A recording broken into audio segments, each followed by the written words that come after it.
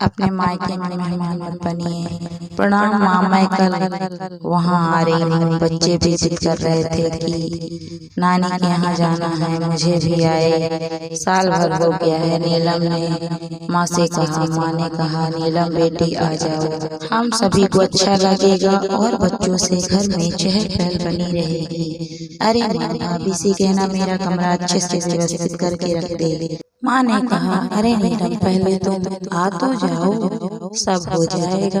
Phone में ही सारी बातें करोगी क्या? समीर तुम्हें स्टेशन लेने आ जाएगा। ऐसा कहकर माँ ने फोन रख दिया। अरे श्वेता बहू, नीलम बेटी का फोन आया था, वो कल आ रही है, उसका कमरा व्यवस्थित कर देना। तुम तो उसका स्वभाव जानती हो।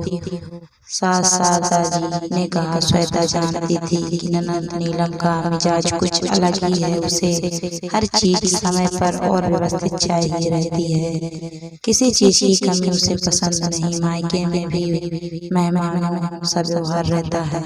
अपने बच्चों की तो बहुत ज्यादा केयर करती है। नीलम बच्चों सहित आ गई। भाई समीर स्टेशन लेने चला गया था। नीलम घर पहुंची और माँ के गले लगकर उनके हाल चाल पूछने लगी। श्वेता तुरंत पानी का गिलास लेकर आई और नीलम से उसका हाल चाल पूछने लगी। तभी श्वेता की बेटी खुशी बुआ के पास आकर बैठ गई और पूछा, बुआ मेरे लिए क्या लेकर आई हो?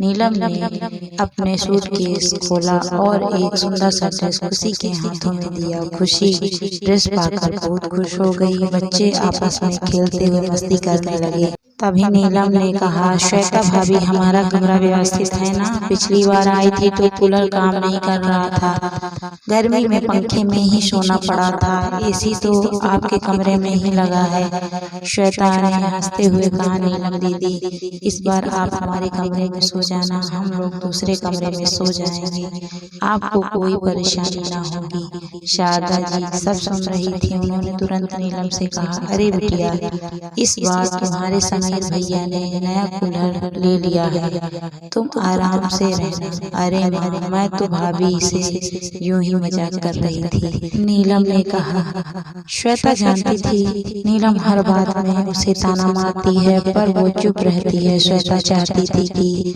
नीलम दीदी जितने दिन रहें खुश रहें, उन्हें किसी बात की तकलीफ ना हो, क्योंकि अब पिताजी भी नहीं रहे, उन्हें पिता की कभी कमी महसूस ना हो। श्वेता हर तरह से खुश रखने की कोशिश करती। समीर बाजार जाकर काफी सारा घर का किराना और बच्चों के लिए चॉकलेट मिठाई ले आया। एक दिन दोपहर के वक्त सब खाना खा रहे थे और श्वेता गर्मा गर्म पूड़ी तल रही थी। तभी शारदा जी ने कहा, बहू तुम सबके साथ खाना खाने बैठ जाओ, मैं पूरी तल देती हूँ। श्वेता कुछ बोलती इसके पहले नीलम ने कहा, माँ तुम क्यों पूरी तलोगी, भाभी को बनाने दो, अब तुम्हारी उम्र है क्या ये सब काम करने की? सारा दिन कुछ न कुछ तो करती रहती हो। श्वेता ने सास की तरफ देखते हुए कहा, माँ जी आप खाना खा लें, मैं बाद में खा लूंगी। नीलम आराम से मायके में दिन गुजार रही थी। समीर भी छुट्टी के दिन सब परिवार घुमाने और होटल ले जाता। एक दिन बातों ही बातों में नीलम ने श्वेता से पूछ ही लिया, भाभी आप मायके नहीं जा रही हैं? जवाब देते हुए श्वेता ने कहा, मैं तो अभी जाने ही वाली थी, क्योंकि मेरे पिताजी की तबीयत ठीक नहीं चल रही है, पर आपका फोन आ गया सो मैंने जाना कैंसिल कर दिया। माँ जी कितना अकेले घर का काम करती, अब आपके जाने के बाद ही जाना होगा। अच्छा किया भाभी आपने जो मायके नहीं गई, ससुराल से तो मैं थकी हारी आती हूँ, फिर मायके में तो पूरा आराम चाहिए ना, वरना मैं नहीं आती। नीलम ने कहा, नीलम दीदी आपकी भी तो ननद आती होंगी, तब उन्हें भी पूरा आराम मिलता होगा क्यों? श्वेता ने पूछा, नहीं भाभी मैं तो साफ साफ कह देती हूँ, मुझसे अकेले काम नहीं होगा, उन्हें मदद तो करवानी ही होगी। इतने लोगों का खाना मैं अकेले अकेले कैसे बना सकती हूँ। नीलम हाथ हिलाते हुए बोली। शारदा जी चुपचाप सब सुन रही थी। उन्होंने तुरंत नीलम से कहा, फिर यहाँ अपनी भाभी का हाथ क्यों नहीं बटाती? वो भी तो अकेले काम से थक जाती होगी। अरे माँ, तुम तो अपनी बहू का पक्ष लेने लगी। ऐसा है तो मैं चली जाती हूँ, भाभी पर बोझ नहीं बनती। नीलम ऐसा कहते हुए रोने लगी। श्वेता जानती थी यह तो उनकी हर बार की आदत है, थोड़ा भी कुछ कहो बुरा मानकर रोने लगती हैं। श्वेता ने बात संभालते हुए कहा, अरे दीदी, माँ जी का ये मतलब नहीं था। आप तो आराम से रहिए, मुझे तो आदत है काम करने की। आप तो हर साल आती हैं, मैंने कभी कोई शिकायत की है भला? एक दिन शारदा जी अपने कमरे में आराम कर रही थी, तभी नीलम ने अंदर आते हुए पूछा, माँ भाभी नजर नहीं आ रही हैं, कहीं बाहर गई हैं क्या? हाँ नीलम, बहू कहकर गई है, कुछ देर में आ रही हूँ, शायद कुछ काम से गई होगी, माँ ने बताया। नीलम ने कहा, माँ तुम्हारा गला कैसे खाली है, चैन नहीं पहनी, कहीं भाभी ने तो नहीं रख ली? शारदा जी कुछ कहने ही जा रही थी कि इतने में श्वेता कमरे में दाखिल होते हुए, लीजिए माँ जी आपकी चैन। शारदा जी ने नीलम से कहा, ये रही मेरी चैन, कुछ दिनों पहले टूट गई थी, सो बहू उसे ठीक करवा कर ले आई। नीलम आगे कुछ बोल पाई।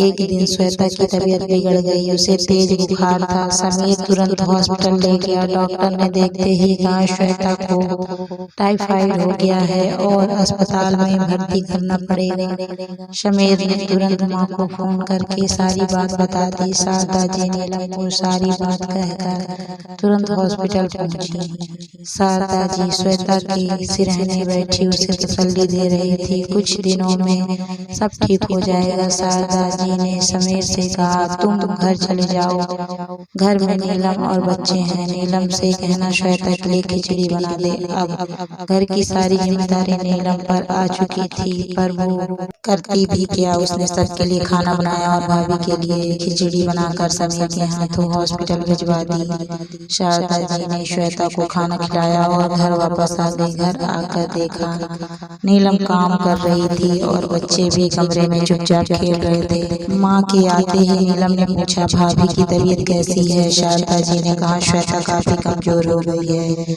कुछ दिन हॉस्पिटल में रखना पड़ेगा। तुम तो अब यहीं हो, मुझे किसी बात की चिंता नहीं, तुम घर संभाल लेना। नीलम मन ही मन सोच रही थी, अभी ना आती तो अच्छा रहता, हर बार मायके आराम करके ही जाती हूँ, अब तो मेरा घूमना फिरना भी नहीं हो पाएगा। सोचा था अच्छी शॉपिंग कर लूंगी, मायके आकर शॉपिंग करने का मजा ही कुछ और होता, पार्लर जाकर अपना मेकओवर करवा लूंगी, अब संभव नहीं लगता। नीलम ने कमरे में आते ही कहा, क्या भाभी, हमारे आते ही आप बीमार पड़ गई, अब जल्दी से ठीक हो जाओ, मुझसे आपका घर नहीं संभाला जाता। अरे दीदी, ये तो आपका मायका है, आप अपना समझ कर ही तो आती हैं, फिर ऐसा क्यों कह रही हो?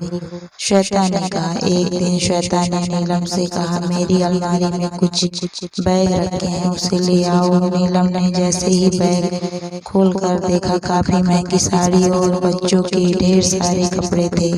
अरे भाभी, ये क्या? नीलम ने आश्चर्यचकित होकर पूछा। हाँ दीदी, आपके आने से पहले मैंने और समीर ने जाकर सारी शॉपिंग कर ली थी, क्योंकि मुझे मेरे पिताजी की तबीयत देखने जाना था। माँ जी ने कहा था मैं मायके चली जाऊं, पर आप आ रही थी तो मैं कैसे जा सकती थी, पर कहीं अचानक जाना पड़ जाए तो आप सभी के लिए पहले ही कपड़े खरीद लाए थे। नीलम अपने आप को शर्मिंदा महसूस कर रही थी। नीलम श्वेता के गले लगते रोने लगी। भाभी, मैंने आपको हमेशा गलत समझा और भला बुरा भी कहती रही, पर कभी अपने सामने जवाब नहीं दिया, मुझे माफ कर दें। अरे अरे दीदी, ऐसा मत कहिए, आप तो बेटी हैं घर की, आपका तो हक है। अब तो मेरी तबीयत ठीक है, हम सब घूमने फिरने चलेंगे और खूब शॉपिंग करेंगे। शारदा जी सब देख सुन रही थी कि श्वेता कितनी समझदार और सुलझी बहू है। ननद को हमेशा बहन ही मानती रही। समीर ने कभी उसके पिताजी की कमी महसूस न होने दी। उसकी हर चीज का बखूबी ध्यान देता रहा, पर नीलम ने भाभी को कभी वो महत्व नहीं दिया जिसकी वो हकदार थी। श्वेता जैसे ही काम करने किचन में जा रही थी कि नीलम ने हाथ पकड़ते हुए कहा, भाभी जब तक आप पूरी तरह से ठीक नहीं हो जाती मैं किचन संभाल लूंगी, मैं अभी काफी दिन रुकने वाली हूँ। श्वेता ने कहा, नीलम दीदी आपकी जब इच्छा हो तब आ जाइए करें, पर मायके को मायका ही समझें, ना कि मेहमान बनकर आए, तभी प्यार और अपनापन का रिश्ता बना रहेगा। मायके में माँ के बाद भाभी ही सब कुछ होती है, उनसे प्यार और अपनापन का रिश्ता बना कर रखे ताकि मायके में कभी बोझ ना समझा जाए।